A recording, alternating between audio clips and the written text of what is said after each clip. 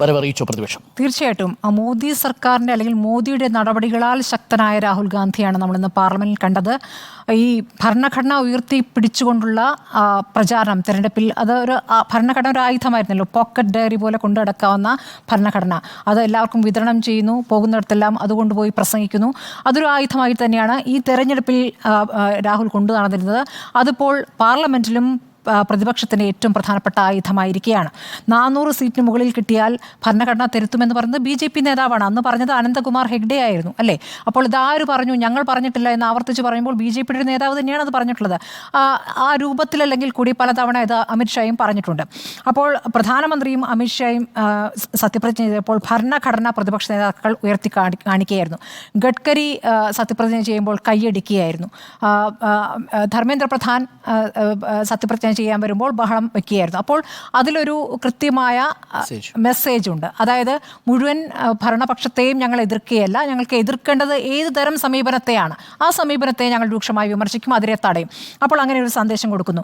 Indian ഭരണഘടനയ്ക്ക് അതിൻ്റെ ചരിത്രപരമായ കരുത്ത് കിട്ടി എന്ന് കാണിക്കുന്നൊരു ദിവസം കൂടിയായി മാറുകയാണ് ഈ 18ാം ലോക്സഭയുടെ ആദ്യ സമ്മേളനം.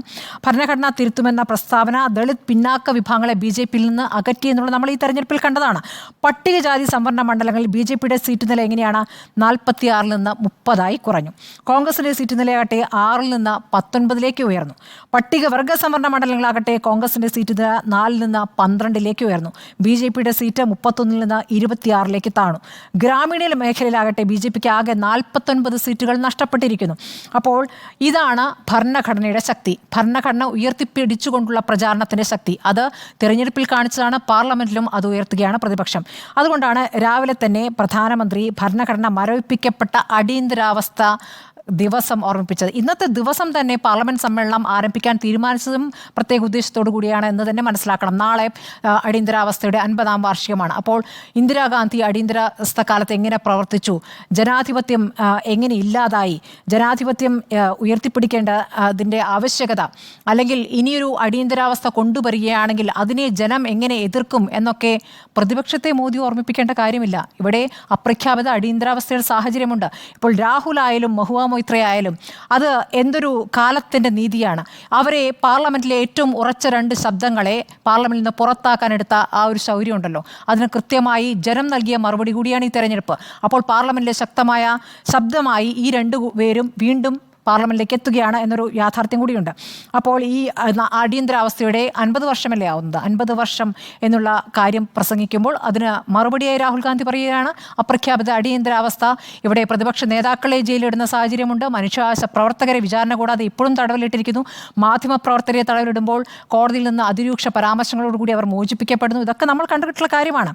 അപ്പോൾ ഇനി എല്ലാ പ്രവർത്തനങ്ങളിലും ഈ രൂപത്തിൽ അത് കാണിക്കും. ഇപ്പോൾ മോദി ഈ അടിയന്തരാവസ്ഥ കാലത്ത് സിഖ് വേഷത്തിൽ മോദി ഒളിവിൽ കഴിഞ്ഞിരുന്നെന്നും അന്ന് പല നേതാക്കളും ജനസംഘം നേതാക്കളെ ഒളിവിൽ കഴിയാൻ സഹായിച്ചു എന്നൊക്കെയുള്ള ചില കാര്യങ്ങൾ അന്ന് എക്കണോമിക് ടൈംസ് റിപ്പോർട്ട് ചെയ്തിരുന്നു. അത് മോദി ഒന്ന് ഓർമ്മിപ്പിക്കുകയും ചെയ്യുന്നുണ്ട്. അപ്പോൾ ഞാൻ അന്ന് അങ്ങനെ ഒക്കെ പ്രവർത്തിച്ച ഒരാളാണ്, അടിയന്തരാവസ്ഥക്കെതിരെ പ്രവർത്തിച്ചൊരു വ്യക്തിയാണ് എന്ന് സൂചിപ്പിക്കാൻ കൂടിയാണ്. അതായത് ജനാധിപത്യത്തെ സംരക്ഷിക്കുന്ന ആളാണ് എന്ന് പറയേണ്ടി വരുന്ന അവസ്ഥയിലേക്ക്, അല്ലെങ്കിൽ ഭരണഘടനയെ ഉയർത്തിപ്പിടിക്കുന്ന ആളാണെന്ന് പറയേണ്ടുന്ന നിർബന്ധിതാവസ്ഥയിലേക്ക് മോദി എത്തിച്ചിരിക്കുന്നു പ്രതിപക്ഷം എന്നിടത്താണ് ഇന്നത്തെ ദിവസത്തിൻ്റെ പ്രാധാന്യം. ഇന്നിപ്പോൾ നീറ്റും നെറ്റും അടക്കമുള്ള വിഷയങ്ങൾ ഇന്ന് തന്നെ പറഞ്ഞു തുടങ്ങിയിരിക്കും. നാളെയും ഇപ്പോൾ ഈ സത്യപ്രതിജ്ഞയുടെ തുടർച്ചയ്ക്കേ ഉണ്ടാവുകയുള്ളൂ. അത് കഴിഞ്ഞുള്ള ദിവസങ്ങൾ എന്തായാലും പ്രതിപക്ഷത്തിന് ഒരുപാട് വിഷയങ്ങളുണ്ട്. അത് ശക്തമായി ഉന്നയിക്കാൻ കഴിയും. ഓരോന്ന് ഉന്നയിക്കുമ്പോൾ പ്രതിപക്ഷ നേതാക്കളെ പുറത്താക്കിക്കൊണ്ട് പ്രധാനപ്പെട്ട ബില്ലുകൾ പാസ്സാക്കുന്ന കാലമാണ് നമ്മൾ ഇതുവരെ കണ്ടുപോയിട്ടുള്ളത്. പക്ഷേ ഇനി അതിന് സാധ്യത കുറവാണ്. അപ്പോഴും പ്രതിപക്ഷത്തിൽ ഭിന്നത ഉണ്ടാക്കാനുള്ള ശ്രമങ്ങൾ ഇതിനിടയ്ക്ക് നടക്കുന്നു എന്നുള്ള സൂചനകളുണ്ട്. ഡെപ്യൂട്ടി സ്പീക്കറിൻ്റെ കാര്യത്തിൽ DMK-യിൽ നിന്ന് ഒരാൾക്ക് വാഗ്ദാനം നൽകിക്കൊണ്ട് അവിടെ ഒരു പിളർപ്പുണ്ടാക്കാൻ ശ്രമം നടക്കുന്നു എന്നൊക്കെയുള്ള സൂചനകളുണ്ട്. അപ്പോൾ വെറുതെ ഇരിക്കാനൊന്നും പോകുന്നില്ല, പിളർപ്പുണ്ടാക്കാൻ ശ്രമിക്കുന്നു. അവിടെ അപ്പുറത്തും അതേ തന്ത്രം തന്നെ കുറച്ചുകൂടി മാന്യമായ രീതിയിൽ പ്രതിപക്ഷം ഉന്നയിക്കും. കാരണം അവിടെ അസംതൃപ്തരായ ആളുകളെ ഇങ്ങോട്ടേക്ക് എത്തിക്കാനുള്ള ശ്രമം സ്വാഭാവികമായ പ്രതിപക്ഷവും നോക്കും. കാരണം അല്പം ഇങ്ങോട്ട് എത്തിക്കഴിഞ്ഞാൽ ഭരണപക്ഷമാകാൻ വലിയ ബുദ്ധിമുട്ടില്ല എന്നൊരു യാഥാർത്ഥ്യം കൂടി കഴിഞ്ഞ 2 കാലത്തിൽ നിന്നും വ്യത്യസ്തമായി ഈ കാലത്തിലുണ്ട്, 3-ാം ഊഴത്തിലുണ്ട്.